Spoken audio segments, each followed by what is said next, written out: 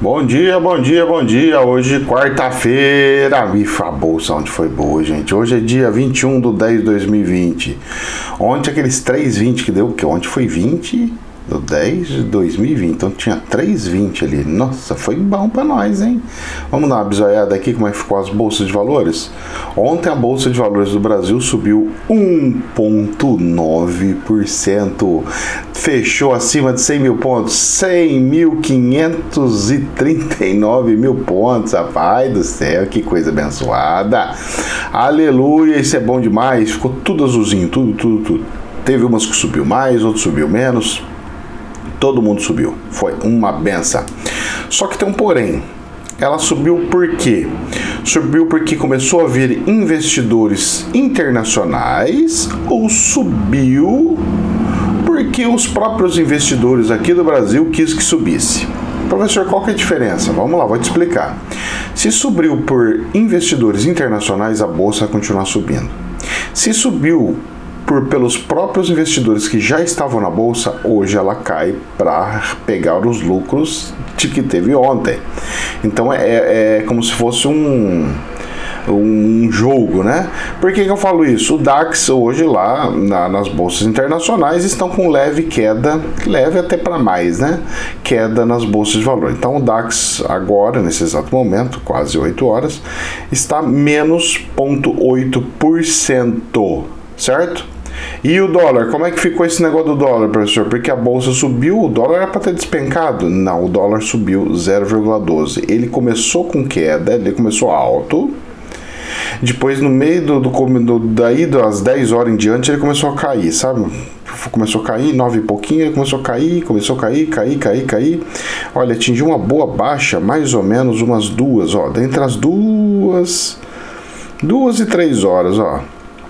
Entre 2 e 3 horas da tarde, deu uma baixa boa. Depois, aí foi subindo, até ficar com leve alta, mas dentro de uma estabilidade. Fechou em 5,61. E vamos lá para as notícias daqui. Vamos lá. Em cima disso daí, vamos ver o que está falando aqui as notícias. A retomada virá para todos? Isso é Infomoney, tá? As ações e setores para ficar de olho na temporada de resultados do terceiro trimestre. A expectativa é de bons resultados para siderúrgicas, enquanto bancos devem ter recuperação. E-commerce deve seguir forte, apesar da abertura de lojas físicas. Então, o que eles estão falando? Tipo, empresas que têm e-commerce e loja física, provavelmente as pessoas vão comprar na loja física em vez de dar online. Então deve dar uma quedazinha, mas nada preocupante. É isso que ele quis dizer ali. Vamos ver aqui. Após um segundo trimestre bastante desafiador, em que o produto interno bruto teve uma queda de 9,7%, o que acabou se refletindo no resultado de vários setores, a expectativa é de uma melhora nos números entre julho e setembro em relação a abril e junho, mas ainda distante da comparação de 2019. Alguns setores, porque a gente viu que o setor de mineração foi bem, hein? Conforme destaca XP Investimentos, citando complicações da Bloomberg, o consenso de mercado espera uma queda de 15% no lucro das empresas antes de juros, impostos, depreciações e amortizações, que é o tal da EBITDA, para as empresas do índice Bovespa no trimestre na base anual e uma queda de 60% no lucro líquido na mesma base de comparação. Muitas pessoas pegam e falam assim: professor, por que as empresas têm dois balanços? A EBITDA e o balanço mesmo líquido. Porque é o seguinte, como é multinacional, vou explicar para vocês, isso aí também veio na minha cabeça na época que eu tratava das empresas. As multinacionais, elas querem saber a EBITDA, porque elas querem saber o lucro real, como a empresa está, e depois ver o impacto dos governos de cada país. Porque se o impacto dos governos após a EBITDA é líquido, certo? E aí então eles conseguem ver se a empresa está tendo problemas ou não de gestão interna. E aí a outra parte eles vão ver qual é o país que come mais o lucro da empresa. E aí eles ficam fazendo simulação. E se eu fosse na Argentina, qual que seria? Se eu fosse para o Chile, qual que seria? E se eu fosse para Venezuela, qual que seria? E se eu fosse para... Sei que vocês estão entendendo, é assim que funciona, viu? Por isso que o custo Brasil se sobe muito. As empresas, quando vão fazer as análises, os diretores vão fazer as análises, eles vão pegar esse valor após a EBITDA para pegar e conseguir tomar decisões, e algumas delas vamos sair do Brasil porque os impostos estão altos. Esses são um dos impactos que tem, né? Então vamos lá. Então, de modo geral, a expectativa é que as empresas no setor da CSN, de siderurgia e mineração, registrem bons resultados. E teve mesmo, e vai subir mais um pouquinho. A Petrobras também deve ter resultados sequencialmente melhores, com a alta de 6,6% da produção de petróleo. Oh, que benção! E vamos andando aqui para frente então. Já que nós falamos da Petrobras, próxima notícia está aqui, ainda na Infomoney. Petrobras produz 2,952 milhões de barris de óleo equivalente de petróleo, gás e LGN. Nem sei o que é LGN. No terceiro trimestre. Esse volume representa uma alta de 5,4% antes do trimestre anterior de 2,6%. Gente, se a Petrobras está produzindo muito mais e o Brasil está com uma queda do como é que fala? O microfone saindo. Uma queda do PIB, ou seja, se deu quebra no PIB, o consumo de combustível diminui um pouco. Por quê? Porque você diminui andar de carro, entregas de mercados e tudo mais. Então diminui, né? Aviões diminui um monte, que é um combustível. E como que ele subiu mesmo assim? Então quer dizer que não abaixou quando era para baixar e subiu mais do que era para subir? Como é que é isso aí? Porque não se faz milagre do nada. Alguma coisa tem. Tá deixando de roubar? O que é? Tem um monte de situação que tem que ser analisada aí, mas o resultado é incrível, porque na verdade a produção aumentou, certo? Ou seja, a eficiência dela aumentou. O único problema é que o petróleo no planeta tá em queda, mas em todo caso, estando em queda ou não, pelo menos isso daí ajuda muito na inflação do planeta para que fique controlado, né? Então vamos lá, gás natural e líquido de gás natural. Líquido de gás natural, chama LGN, líquido de gás natural. Eu não sabia que tinha isso daí não. No terceiro trimestre desse ano, vamos lá. O volume total comercializado foi de 2,6 milhões. A alta foi de 6,4 ante trimestre imediatamente anterior e de 1,3 em relação ao terceiro trimestre de 2019. Então teve uma subida real. Aí eles estão falando aí, tá falando um monte de... o resto é tudo linguiceira. O importante é saber que subiu a produção da Petrobras. Isso é bom demais. Vamos lá, ainda na Infomoney. Guedes diz que o governo planeja IPO de banco digital criado após auxílio emergencial. Espertinho ele, né? O auxílio principal investida do governo para enfrentamento à crise do coronavírus tem sido pago exclusivamente pela Caixa desde abril.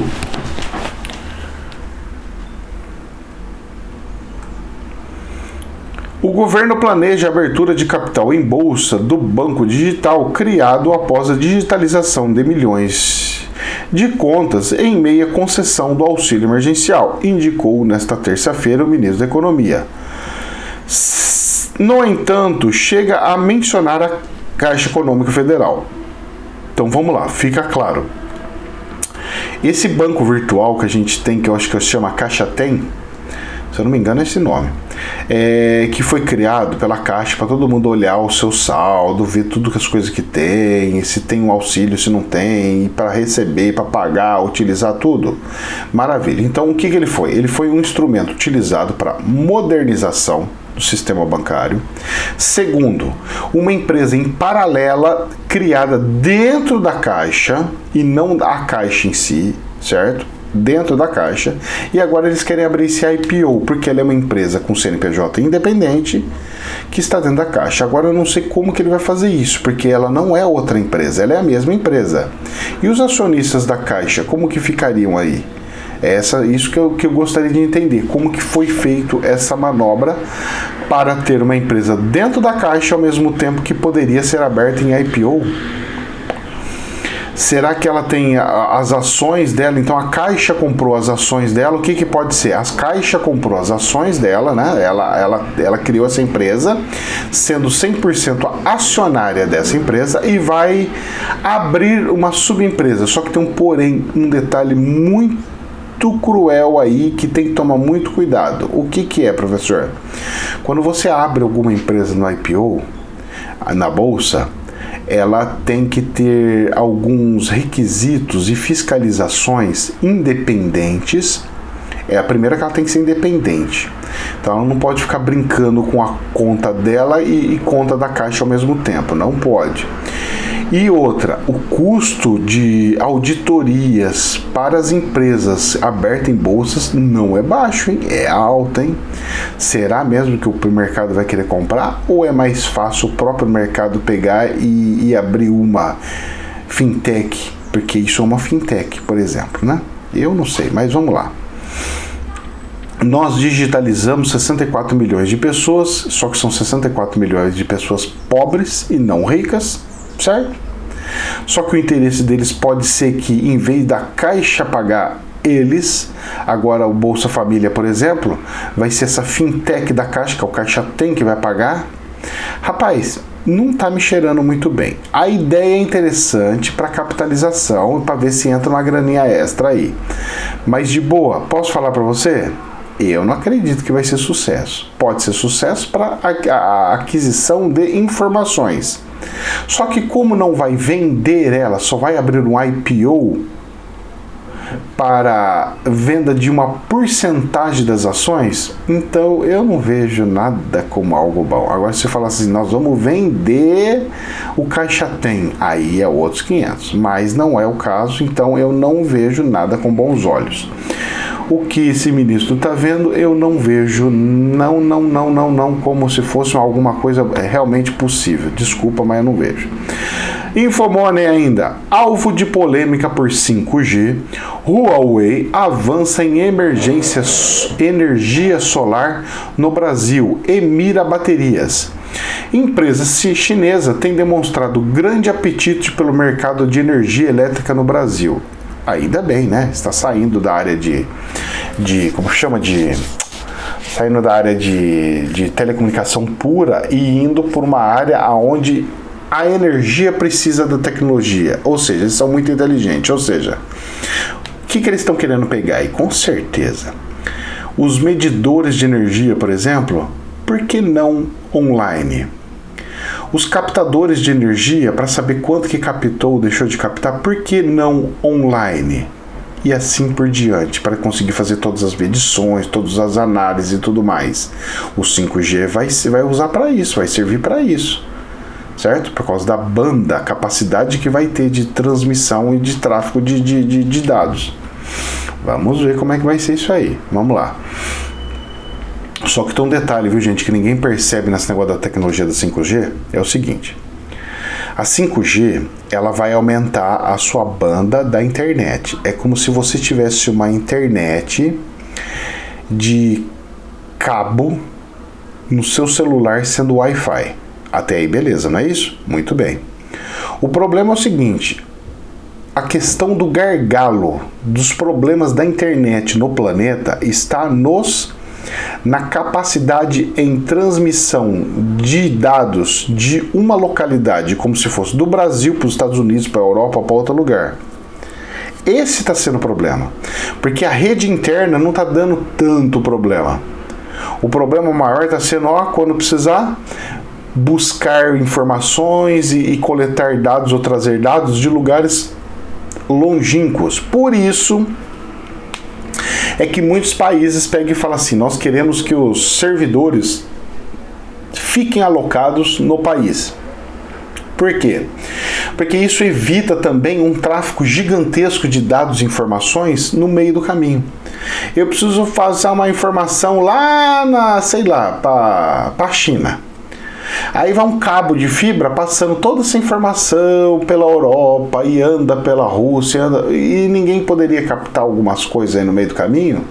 São essas coisas que a parte humana fica com medo, mas aí tem um peso grande aí sim, viu? Por causa de sobrecarga, porque um cabo não foi passado 50 mil cabos daqui do Brasil para o planeta inteiro. Foi passado o que deu para passar, que foi meia dúzia de cabos só, mas só que ela tem um limite, e a quantidade de dados está aumentando, e o gargalo está chegando. Vamos ver até onde vai isso aí. A companhia, que tem 30% desse mercado no Brasil, agora prepara o lançamento de baterias elétricas que podem ser associadas com o sistema de geração fotovoltaica, disse Reuters em uma executiva da empresa. As empresas chinesas têm demonstrado grande apetite pelo mercado de energia elétrica no Brasil.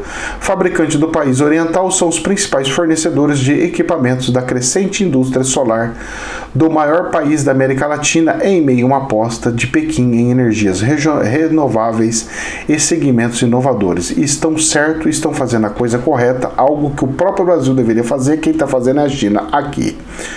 Inclusive, a empresa de energia elétrica aqui, a CPFL, foi vendida para os chineses alguns anos atrás. Então já tinha uma tendência para tal. Vamos lá, uma notícia interessante aqui. Isso aqui, na verdade, é uma coluna, né? Ainda na Infomone. Como a esquerda ajudou a tornar a Nova Zelândia uma das economias mais livres do mundo. Liderando um governo considerado hoje como exemplar na luta contra a pandemia, o Partido Trabalhista da Premier Jacinda Ardern também já inspirou avanços em reformas e outras mudanças no Brasil há algumas décadas. Eu não sabia disso. Eu já vi essa moça, mas eu não sabia. Foi em 1644 que Maurício de Nassau se tornou o primeiro governador brasileiro a ser deposto por improbidade administrativa. Nossa, lá atrás, A despeito de ser de origem alemã, Nassau trabalhava para os holandeses, que na época ocupavam parte do Nordeste brasileiro.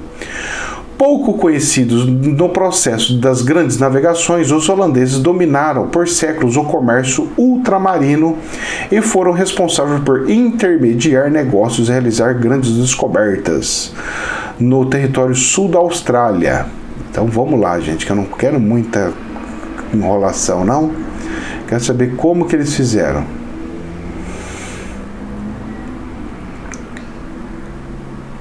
Na prática, para governar em um regime parlamentarista, o partido precisa de maioria no parlamento, o que, por sua vez, pode ser conquistado diretamente com maioria absoluta ou por meio de alianças. Justamente essas alianças que permitem fases distintas sobre o mesmo governo da Alemanha. E, gente, o texto aqui é muito grande. A mulher, olha só, o texto é grande para Juju. Eu não vou conseguir ler, não. Não, senão acaba o vídeo aqui. Eu não consigo terminar todas as coisas aqui, não. É muita coisinha, historinha interessante. Depois eu vou ler, aí eu vejo o que tem, o que não tem. Mas o que eu entendi é o seguinte: é a forma de governo, é a forma do tipo do governo. É esse daí que moldou a coisa para tirar algumas arestas e adaptar as regras de como vai funcionar o país. Vamos lá, gente, tem uma notícia aqui incrível, pelo menos para mim, né? Aí esse daqui tá na blog da Band, né? Que é aqui de uma colunista aqui da cidade de Campinas, que chama Blog da Rose, na Band. Bolsonaro vem a Campinas hoje para a liberação da primeira linha de luz do Synchrotron. aquele acelerador de partículas, oh meu Deus do céu, vai começar a funcionar e o homem vem aqui inaugurar. Eu perguntei para um amigo que trabalha lá, falei assim, meu filho, dá para nós fazer uma visita pro presidente aí, ver ele aí, nem se for de longe, dá para ver? Ele falou, cara, esquece que até os próprios funcionários vão ser afastados de setores para por causa do negócio de segurança e não sei do que e tal, lá. Falei, então nem adianta ir, porque senão eu vou perder meu tempo. Mas que o homem vai vir aqui, vai. E vamos lá para a última notícia. Uma coisa interessante, Infomoney também. Ministério da Saúde anuncia que vai comprar 46 milhões de doses da Coronavac, ou seja, da vacina chinesa. Ou o presidente da República tá com problema de bipolar, ou tem alguma outra explicação aqui que nós não estamos sabendo. Vamos lá. Uma delas que eu acredito que seja, ele não quer ser responsável por ser o presidente que não vai colocar as vacinas à disposição dos estados e das cidades. Mas veja bem o problema que vai gerar isso aí. Vamos lá, vocês vão entender. Então ele pode ter feito isso daí. Ao mesmo ponto, ele pode pegar... Puta, motoqueiro, gente. Vocês tem que acabar com esses motoqueiros, com esses escapamentos abertos. Ao mesmo tempo... Tem que acabar. Ao mesmo tempo tem que... Ele vai pegar e vai falar que não é obrigatório. Vamos lá. Então tenho 200 milhões de habitantes. Vou ter 180 milhões de vacinas. Beleza. Então vai ter uns 20 milhões que não vai poder tomar porque é praxe. Está com alguma doença grave, alguma coisa que não vai poder. Ótimo. Comprei 180 milhões de vacina. Se eu não tornar obrigatória... Com certeza, 180 milhões vai sobrar muita vacina. Vamos supor que sobrou 50 milhões de vacina. Quem que vai ser o responsável por 50 milhões de vacina que não foi tomada e o dinheiro foi jogado no lixo? O presidente que pegou e comprou esses 46 milhões a mais? Ou os governadores que não conseguiram fazer a vacinação? E aí os governadores, se tiver essa pressão, o que eles fazem? Olha, qualquer funcionário público para continuar trabalhando como funcionário público vai ter que tomar vacina. Todos os funcionários da saúde vai ter que tomar vacina. Todos os alunos da rede estadual vai ter que tomar vacina. Aí vem os municípios que eu puxo saco. Todos os alunos da rede municipal vai ter que tomar vacina, ou seja, as criancinhas, né? Aí vai, todos os pais dos alunos vão ter que tomar vacina, porque se os pais não tomar vacina, eles podem passar e prejudicar. Então vai ser exigido, vai estudar, que os pais dos alunos também tomem a vacina. Só sobra pai solteiro, ou seja, vai ser obrigatório? Pelo visto vai ser obrigatório. Ah, professor, mas mesmo assim eu não vou querer, eu vou me negar, tudo bem. Aí vai abrir uma indústria da medicina, indústria dos médicos. Os médicos vão começar a cobrar, você quer o laudo? É 150 conto, 200 conto. Quer o laudo? É isso aí que eu cobro. Se quiser, eu vou fazer o laudo que você tem problema de saúde, algum problema que é para ir bom evitar e tal. Se quiser, é isso daí. Se você não quiser tomar, vai ter que pagar por fora isso daí. Eu já tô vendo o cenário lá na frente. Espero que isso não aconteça. Eu tô fazendo uma suposição, tô criando um contexto imaginário aqui. Mas que a probabilidade de acontecer é essa que eu estou relatando para você. Se sobrar, o governo é culpado ou o Estado é culpado. Para não sobrar, o Estado vai querer forçar. Para forçar, vai usar dessas artimanhas que ele tem capacidade e tem poder para tal. Ou seja... meu filho, se correr o bicho pega, se ficar o bicho come. E aí? Mais uma vez nós vamos entrar na mesma história da cadeirinha, na mesma história do kit de salvamento dentro do carro, na mesma história de extintor do carro, sabe? É obrigatório. Ah, para não ser, então tem que pagar, tem que sair do bolso da pessoa. E assim vai. Gente, jamais é verdade absoluta. Que Deus nos abençoe. Namastê.